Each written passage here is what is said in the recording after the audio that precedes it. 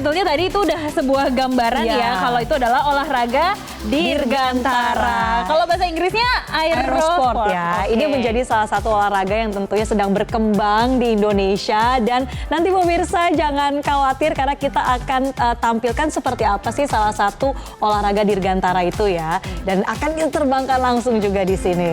Dan tentunya kita juga sudah kehadiran ada tamu-tamu spesial kita pada weekend hari ini untuk membahas lebih lanjut sebetulnya apa sih itu aerosport. Dan saat ini sudah ada Mas Ade Kurniawan selaku Sekretaris Umum Komite dari Aeromodeling PB Federasi Aerosport Indonesia. Hai Mas. Halo. Gimana kabarnya? Alhamdulillah baik. Alhamdulillah baik. Dan selain itu juga ada dua atlet kebanggaan kita nih. Hadir langsung di sini ada Eko Arif Setiawan, atlet aeromodeling dan juga peraih medali emas PON ke-21 2024. Selamat ya Mas ya. Keren. Medali emasnya ya. Terus juga ada Ezra Nafi, atlet nasional F9U drone racing. Halo Hai. Ezra, apa kabar? Baik ya, oke. Jadi ini udah lengkap nih semuanya. Semuanya pemirsa bisa lihat ya, ini semuanya sudah ada peralatan untuk biasanya aerosport ya. Tapi mungkin kita yang terdekat terlebih dahulu di depan sini. Ini berarti Ezra ya? Iya. Nah Ezra boleh diceritakan sebetulnya ini gimana sih cara mengoperasikannya? Mungkin kamu tuh tertariknya dari awal tuh gimana juga? Jadi aku pertama tertariknya tuh karena papa dulu sempat punya drone. Dan dari situ aku tahu yang namanya drone racing, dan drone racing kelihatannya sangat seru dan lebih kompetitif, jadi aku langsung tertarik dari situ. Serunya gimana sih? Coba tunjukin ke kita, bisa nggak? Apa di bagian mana yang bikin seru nih? Kan drone racing itu ya balapan, ada 4 peserta dan ya kita balapan di sebuah track gitu, jadi ya seru. Oke, jadi drone yang kita tahu mungkin sering digunakan untuk peralatan audiovisual gitu ya, tapi ternyata ada racingnya juga dan menjadi salah satu cabang olahraga. Kalau Mas Eko nih, itu di belakang sana juga udah ada pesawat, boleh diceritain nggak itu pesawat apa Mas Eko? Itu pesawat apa sih Mas? Ini jadi salah satu lomba PON kemarin itu di F3R Pilot Race. Jadi dia pesawat bermesin, ada engine kecil, diterbangkan dengan kecepatan lumayan tinggi melewati 3 rintangan tiang gitu. Siapa yang paling cepat di sana, diakumulasi nilainya, dia yang pemenangnya. Oke, itu yang kemarin mengikuti ajang di PON ke-21 Aceh Sumut juga ya, tim dari DKI Jakarta berhasil nih menyabet medali emas. Ini dua-duanya berarti dari DKI Jakarta ya perwakilannya ya? Oke, DKI jadi Ezra dan juga Mas Eko sama-sama dari Jakarta. Mas Ade, ini kan ada perwakilan dari Jakarta nih keduanya. Sebetulnya sampai saat ini tuh perkembangan dari sport ini sendiri seperti apa sih? Ya alhamdulillah kalau aerosport, aeromodeling ini memang kita berkembang di Indonesia sangat pesat. Kita sering juga mengadakan liga-liga nasional tiap mungkin per 2 bulan sampai 3 bulan sekali ya. Nah itu adalah mencari bibit-bibit, terutama bibit-bibit muda ya. Nah itu di sekolah-sekolah juga kita melakukan kegiatan-kegiatan sosialisasi, baik mulai paper plane, P30 itu rubber power, kemudian ada namanya OHLG atau one hand launch glider. Jadi cuman dari balsa dilempar gitu. Nah itu lama-lamaan terbang. Nah, jadi kecintaan terhadap olahraga aeromodeling yang coba kita bibit, dan di tahun 2025 rencana kita akan sangat masif di sekolah-sekolah. 2005 dimulai dari sekolah-sekolah. Dari sekolah-sekolah ya, dari talenta-talenta muda. Nah, Mas Ade, kalau bicara soal peralatannya nih, gimana sih caranya kalau seseorang ingin memulai gitu ya ikut olahraga dirgantara, itu bisa mulai dari mana, Mas? Ya. Kalau untuk sebenarnya di Pramuka itu ada namanya Saka Dirgantara. Jadi Saka Dirgantara memang kecintaan mereka terhadap olahraga dirgantara dimulai dari di itu Pramuka, tapi umum pun bisa gabung di situ. Dan di Jakarta, di Jawa Tengah, di lain-lain pun banyak klub-klub juga bisa bergabung. Nah, pertama kecintaan adalah memperhatikan orang main, kemudian apa sih itu, mencari tahu, dan itu lebih baik daripada langsung membeli alat sebenarnya. Karena gini, karena teman-teman di klub pun pasti mereka akan kalau ada orang mau coba, kita ajarkan dulu. Jadi mereka masuknya dengan baik dan dengan benar gitu. Jadi setelah kecintaannya baru mereka mencoba untuk membeli dan mencoba terbang gitu. Oke, ada kecintaan lalu muncullah konsistensi dan lalu ada skill, begitu harusnya ya. Nah, Ezra mau nanya nih, kalau misalkan dari drone sendiri, skillnya ini yang dibutuhkan apa sih saat racing? Fokus dan harus tenang. Berapa lama kamu harus melatih fokus dan ketenanganmu itu? Ya pokoknya dari aku kelas 5 atau kelas 4, aku ya dari situ selalu latihan setiap minggu kira-kira 1 atau 2 kali. Dan ya Oke, mungkin boleh cerita juga Ezra sempat ikut kompetisi apa aja dan kira-kira pencapaian dari olahraga dirgantara ini dampaknya untuk kehidupanmu tuh gimana Ezra? Oke. Aku pernah ikut PON Papua 2022 ya. Di situ aku 21. Oh 2021 ya. Aku dapat medali perak di situ dan dari situ aku bisa ikut jalur prestasi buat SMA favoritku. Oke, berarti jadi berdampak juga ke pendidikan ya. Wah, seru banget. Keren banget ya, Berprestasi. dari skill itu kemudian dampaknya ke pendidikan. Nah, Zra boleh dong kita ditunjukin juga ke pemirsa Metro TV, ini tuh bedanya apa saja dan mungkin jenis-jenisnya ini beda atau sama? Kalau yang ini sama.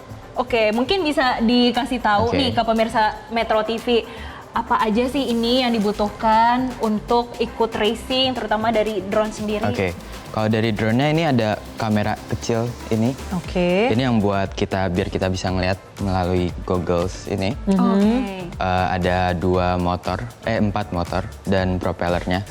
Dan di tengah sini tuh ada flight controller namanya. Dan itu semua basically brain-nya buat drone ini.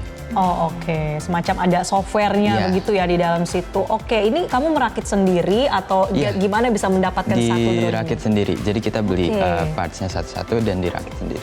Nah, kamu bisa mengetahui kualitasnya bagus atau tidak, kemudian merakitnya ini perlu ada skill khusus gak sih? Ya pokoknya harus ngerti aja sih. Oke. Tapi kamu udah mencoba merakit drone ini Sudah. sejak kapan? Sejak kelas berapa ya? Kelas 6 kalau. Dari kelas 6 Dari kelas 5 dia sudah mulai, kelas 6 dia sudah mulai merakit sendiri, luar Merakit. biasa Sampai ya sekarang pemirsa. bisa masuk SMA ya dari prestasinya di olahraga. Kalau Mas Eko mungkin bisa cerita lagi, Mas Eko sekarang ini semangat dari teman-teman pecinta aeromodeling di Indonesia tuh seperti apa sih Mas? Pertumbuhannya sih menurut saya cukup signifikan ya, apalagi kemarin dari zamannya pas COVID itu kan banyak orang nyari hobi-hobi baru ya gitu. Dan kalau buat saya pribadi, saya dulu awalnya dari hobi lari ke prestasi karena buat saya hobinya udah cukup gitu. Emang hobinya apa sih Mas dulu? Sampai bisa menuju ke prestasi, sampai ke kancah Aeromodeling nasional ya. loh. Jadi hobi awal sih memang sukanya pesawat yang ngebut-ngebut, Kak, gitu. Jadi pas pelampiasannya bagaimana sih mengasah skill saya, ya larilah ke prestasi saat itu, gitu. Bagaimana bisa berprestasi di tingkat nasional, nah saya asah skill secara bertahap, pernah datangin juga mentor dari luar negeri juga, karena memang cukup serius saya di bidang kecepatan ini dan Oke. alhamdulillah 2 kali PON, 2 kali prestasi. Oh, Mas, alhamdulillah. menuju 2 kali PON ini berarti kan prosesnya cukup panjang ya? Ya. Dalam prosesnya ini apa sih tantangannya Mas? Tantangan ya klasik sih sebenarnya ya, sebuah kata konsistennya itu yang paling susah ya, itu yang paling klasik ya. Semua orang pernah dengar lah, tapi kita konsisten itu paling sulit. Berbagai halangan, rintangan dan berbagai macam hambatan di tengah itu yang ya di situ yang agak membedakan siapa yang konsisten, siapa yang nggak konsisten, siapa yang memang mau nerobos banjir, badai dan lain sebagainya, siapa yang memang berhenti di tengah jalan. Oke. Nah mungkin tadi aku juga tertarik nih. Tadi kan Mas Eko bilang ini ada racingnya juga untuk pesawat yang di belakang ya. Ini Ya. pesawatnya memang bisa terbang begitu cepat. Mungkin kecepatannya berapa? Kecepatan Ini, Mas. yang stabil kalau untuk yang tipe ini 180 km per jam, Kak. 180 km per jam ya? Iya. Oke, Gitu, dan itu memang ada begitu ya cabangnya dilombakan gitu? Ada. Kita biasanya kalau dalam satu kali round itu 3 orang, 3 peserta di satu lingkaran segitiga kecil. Nah, di sana setiap peserta akan terbang dengan jeda 2 detik pertama dan setelah itu bisa kejar-kejaran di sana. Mas sebetulnya penasaran sih, kalau tadi Ezra kan sudah menunjukkan nih di mana sih rakitan-rakitannya. Kalau pesawat 2 itu sama jenisnya atau gimana Mas? Mau saya liatin? Boleh Boleh, banget langsung Mas. ke sana ya. Tunjukin ke pemirsa Metro TV nih Mas. Ini menarik nih. Nah, ini kalau bahan dari komposit. Dari bahan komposit cetakan dari luar negeri, kita masih produksi juga di lokal tapi masih berkembang. Oke. Nah, di sini ada mesinnya kecil, ada busi juga, jadi ada pengapian. Nah, di sini ada jalur fuel, ada baling-baling. Nah, di sini RPM bisa sampai di 16 ribuan sekian. Oke. Cukup suaranya cukup nyaring, cukup kencang. Dan kita ngetuning di sini, ngetuning mesinnya. Nah, disinilah tuningan mesin yang kadang nentuin ini pesawat kenceng atau enggak pada saat pertandingan. Oke. Salah sedikit, pesawat akan lambat. Oh, berarti ini memang harus di lapangan terbuka begitu ya untuk bisa racing menerbangkan ini. Ini juga ngerakit sendiri, Mas Eko? Ini beli kit, terus kita rakit. Oh, Mas pakai aftur gak sih? Enggak. Oh enggak, pemirsa. Jadi nggak perlu aftur. Tapi apa yang dipakai, Mas? Ini metanol tambah nitro biasanya. Oh. Nah, biasanya kalau di pertandingan dia nyediain fuelnya. Disediakan sama Mas Ade ya? Ya. Oke, kita masih akan lanjut ngobrol-ngobrol nih. Banyak hal yang kita bikin penasaran juga ya pemirsa. Siapa tahu ini juga bisa menginspirasi Anda. Jadi tetaplah bersama kami di Newsline.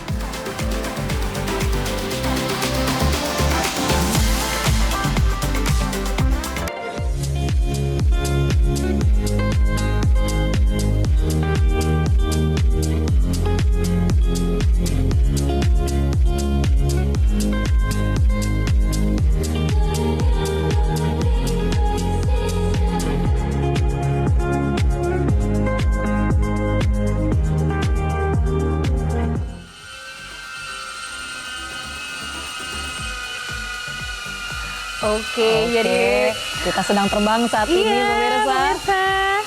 Sedang mengelilingi studio 1 Metro TV. Inilah drone racing kita. Berasa ya anginnya ya? Iya, Jess, berasa ya? anginnya. Oh. Oke, sedang dikendalikan oleh Mas Ade Kurniawan. Rasanya kayak di film-film ya. Soft landing. Soft landing. Oke, tepuk tangan dulu dong. Seru juga ya ada kayak gini di studio ya. Mas Ade, Iya. untuk perkembangannya saat ini cukup signifikan ya untuk aeromodeling sendiri. Nah, regenerasinya sebetulnya sulit nggak sih untuk mendapatkan generasi-generasi selanjutnya? Nah, regenerasi ini sebenarnya kenapa aku terbangin yang ini? Sebenarnya ini bukan drone racing. Oke. Jadi ini pengembangan dari satu brand. Dia memudahkan untuk pilot-pilot drone untuk bermain, belajar. Oke. Nah, jadi kenapa tadi bisa stabil, soft landing? Karena ini adalah dasar dulu bagaimana mengontrol, membiasakan diri dengan goggles. Next step-nya baru larinya ke drone racing. Itu yang coba kita sosialisasikan. Jadi nggak harus langsung ini, karena kalau ini pasti baru main langsung crash pasti gitu. Jadi buat teman-teman yang biasa bermain dengan drone yang biasa seperti aerial biasa, tapi pada saat mereka naik handicap dengan memakai goggles, kontrol remote kan ngebiasain. Nah, yang paling penting sebenarnya buat anak-anak itu daripada bermain gadget, mereka bisa robotik kan. Nah, handicapnya kayak seperti di Surabaya kemarin ada kurang lebih 8 anak akhirnya dari robotik bermain ke si drone ini. Itu ada yang mikro juga, ada yang kecil, kebetulan kita nggak bawa, kecil sekali, dan itu bermainnya hanya lebih kecil lagi ya. segini. Nanti kita Kira-kira sebesar apa memangnya, Mas? micro drone itu hanya dia sebesar bungus rokok lah gitu. Nanti dia terbang sama dengan Google segala macam, sistemnya sama. Gitu. Tapi itu pelan-pelan kita coba giatkan. Ini sebentar lagi ada lomba juga. Nah, di bulan ini satu lomba, bulan depan satu lomba, dan next year kita bikin event juga sih banyak sih. Oke, sebetulnya untuk bisa menguasai dasar ya dari olahraga dirgantara, mungkin khususnya aeromodeling, drone, ini butuh waktu berapa lama, Mas, untuk dasarnya? Kalau dasar pengenalan sampai bisa terbang, kalau pesawat mungkin ada namanya glider ya. Kalau pesawat itu glider, jadi pesawatnya tidak sekencang itu, dia dari gabus, jadi kita terbangkan, dia seperti flyingnya pelan. Jadi yang penting how to control, bagaimana kita melihat secara loss ya, plan of sight, depan belakangnya gitu-gitunya. Kalau drone sendiri ya tadi bisa terbang pelan dulu, memakai yang memang branding ini bisa juga sebenarnya. Oke, butuh latihannya juga ya. Ya kurang lebih mungkin 2 bulan ya, 2 bulan kalau itu cukup. 2 bulan kalau jago, kalau kita mah Konsisten ya, kalau konsisten juga. Jangan lupa ada simulator juga. Oke. Jadi kalau simulator kita hanya contohnya modal membeli remote saja, ya harganya mungkin 1 juta, 800 juga ada sampai 2 jutaan gitu. Main simulator dulu, itu bisa juga. Oke, nah sekarang bicara soal target juga nih. Ini kan sekarang sudah mencapai prestasi ya, tapi pasti ada mimpi-mimpi ke depannya. Mungkin bisa cerita Ezra apa target ke depannya untuk drone racing? Oke. Mungkin aku untuk target kedepannya bisa ikut PON lagi yang untuk tahun berikutnya dan mencoba di kompetisi yang di luar negeri yang internasional. Oke. Tapi untuk di luar negeri itu biasanya akan di level Asia dulu kah atau gimana? Hari ini kebetulan teman kita juga ada berangkat ke sana di Turki. Ada World Championship juga berangkat. Kebetulan tadi dia mau ajak sini juga, tapi dia berangkat dan lagi berjuang sana. kemarin pertandingan masuk 16 besar dari 32 negara. Oke, Jadi 16 besar. memang biasa. Nah itu memang teman-teman di Aero Modeling pun kita mungkin di next year kita akan mencoba memberangkatkan teman-teman atlet gitu untuk biasa bermain di luar juga. Karena rulesnya ketat sekali di sana gitu. Jadi itu ya. Ya. Seketat apa sih Mas kalau dibandingkan dengan nasional supaya bisa mencapai ke level internasional itu?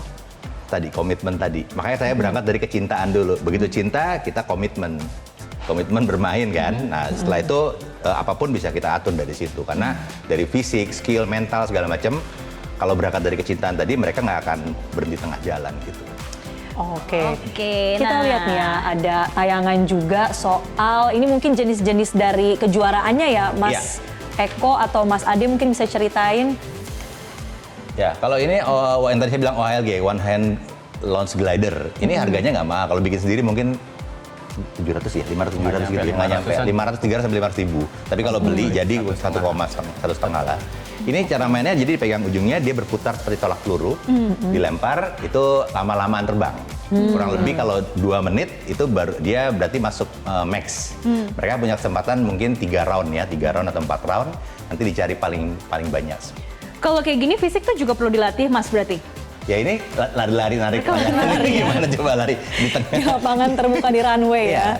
Kita biasanya bermain di runway karena memang pesawatnya dari mulai yang wingspan 40 cm sampai yang 3 meter. Nah yang 3 meter tuh bayangin kemarin di Aceh, kita ada di Lanut sana, di pinggirnya sana laut, bukan di Aceh kita malah di Sabang. Kiri laut, kanan laut. Jadi kalau kita nggak bisa kontrol, larinya ke laut, hilang. Lari ke laut, wah. Dan pesawatnya berapa harganya? Medalian ya. Lumayan, 60-100 jutaan ada itu. Untuk satu unit, pesawat. satu pesawat. Iya. Oh.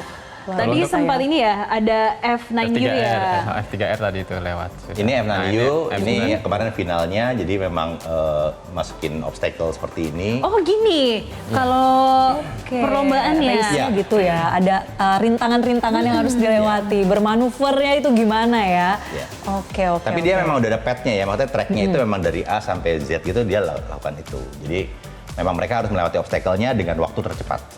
Nah, kayak emang sekilas kan kita lihat kan beberapa pakai remote ya. Iya. Tapi beberapa ada banyak juga pakai skill, pakai fisik. Jadi emang ini murni juga olahraga. Even yang pakai remote pun tetap latihan fisik, Kak. Gitu. Berarti harus lari, nge-twist badan gitu. Fisik prima Oke. itu sangat ditentukan pada saat PON kemarin. Soalnya memang kelelahan kita berlatih dan lain sebagainya, yang fisik lemah mesti kalah. Gitu. Konsistensi menjadi skill, kemudian Ya, fisik yang dimulai juga dari perlu kecintaan dilatih. juga ya. Itu harus ya, kecintaan itu juga harus, itu yang membuat semakin jago nanti Iya. saat di lapangannya. Bisa terbang lebih tinggi lagi. Oke, mungkin terakhir dari Mas Ade juga, kira-kira harapannya ke depan untuk olahraga dirgantara di Indonesia ini gimana, Mas? Harapannya adalah semakin didukung oleh pemerintah terutama ya, karena olahraga bersaing juga, antar cabang olahraga bersaing untuk bisa masuk ke event-event, dan program kerja kami adalah bagaimana memotivasi pertandingan di luar negeri kita ikutin, akhirnya mereka punya skill dan mental yang sama dengan atlet luar negeri dan bertanding di sini dengan baik juga. Itu sih ke depan seperti itu. Oke. Tentunya kita berharap Ezra yang memiliki target sampai ke kancah internasional semoga bisa segera terrealisasi. Iya, dan Mas Eko juga bisa meraih medali-medali lainnya ya di ajang yang lebih besar. Terima kasih sekali lagi Mas Ade Kurniawan, Mas Eko, juga Ezra sudah hadir di sini. Kita kayaknya masih kurang seru Iya, ya. boleh kali ya sekali lagi kita ya, perform boleh sekali sekaligus lagi ya. menutup program Newsline pada sore hari ini untuk akhir pekan. Terbang yang besar aja. Silakan. Silakan sekali lagi. Terbangnya. Ya, dan pemirsa sambil kita menyaksikan atraksi drone di dalam studio 1 Metro TV ini, kami sekaligus pamit undur diri. Terima kasih atas kebersamaan Anda pemirsa, saya Marcelina Tumundo. Dan saya Jessica Wulandari, jangan lupa saksikan Newsline besok pada pukul 14.05 waktu Indonesia Barat. Terima kasih dan sampai jumpa. Jelajahi cara baru mendapatkan informasi. Download Metro TV Extend sekarang.